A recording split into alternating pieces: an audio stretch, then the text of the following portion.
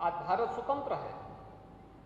स्वतंत्र भारत में आज देश के अंदर जिस प्रकार का नेतृत्व है वह भारत और भारतीयता के लिए समर्पित है। भारत के मानबिंदुओं की पुनर्स्थापना का कार्य जो वर्षों से लंबित था, कई 100 वर्षों से लंबित था, दशकों से, शतकों से जिसकी प्रतीक्षा लोगों को थी, वे कार्य एक एक करके पूरे होते हुए दिखाई दे रहे हैं। किसी को विश्वास होता था कि अयोध्या में से राम जन्मभूमि पर भगवान राम का भव्य मंदिर बन पाएगा, लेकिन वह साकार हुआ है, वह साकार हो चुका है।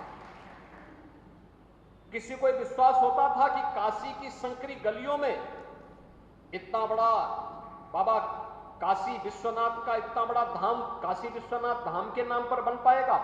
आज आप काशी में जाइए, आपको एक विस्तृत धाम वहां देखने को मिलेगा। आप विंध्यवासिनी धाम में जाइए, वहां पे आपको इस प्रकार का स्वरूप मिलेगा। भारत की सबसे बड़े सांस्कृतिक आयोजन कुंभ, जो अव्यवस्था, अराजकता और गंदगी का पर्याय बन चुका था, भगदड़ जिसकी नियति बन चुकी थी, आज सुव्यवस्था, स्वच्छता और सुरक्षा का एक मानक भव्य और दिव्य कुंभ के रूप में दुनिया के सामने अपने आप को प्रस्तुत करता है। ये नए भारत का वह चित्र है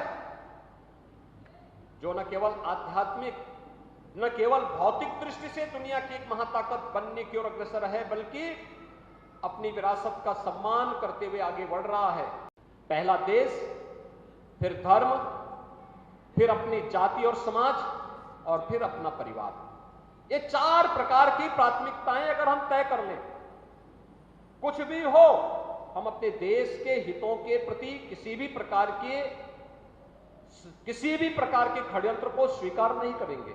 अगर हर भारतवासी इस संकल्प के साथ जुड़ जाएगा, भारत को दुनिया की ताकत बनने से कोई रोक नहीं पाएगा।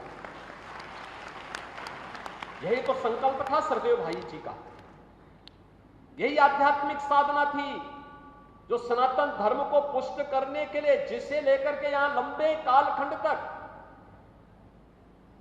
राधा बाबा ने अपनी आध्यात्मिक साधना की थी।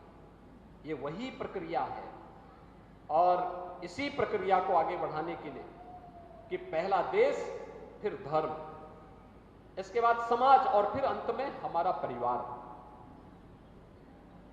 जब परिवार प्राथमिक हो जाएगा और देश सबसे पीछे छूटेगा, तब सनातन धर्म को कोसने वाले लोगों की तादाद बढ़ेगी। लेकिन जब देश प्रथम पंक्ति पर होगा, प्राथमिकता में होगा, और परिवार अंतिम पायदान पर होगा, तो फिर प्रधानमंत्री जी का जो संकल्प है कि 2047 में जब देश अपनी आजादी का शताब्दी महोत्सव मना रहा होगा, तब भारत दुनिया की एक महाताकत होगा, एक विकसित भारत होगा।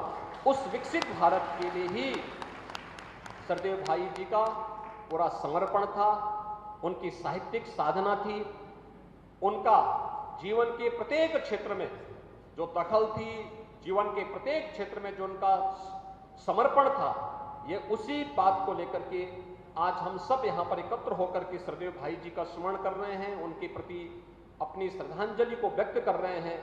मैं इन शब्दों के साथ एक बार फिर से सरदेव भाई जी को उनकी 131वीं पावन जयंती के अवसर पर उनकी स्मृतियों को नमन करते हुए प्रदेशवासियों की ओर से विनम्र श्रद्धांजलि अर्पित करता हूं।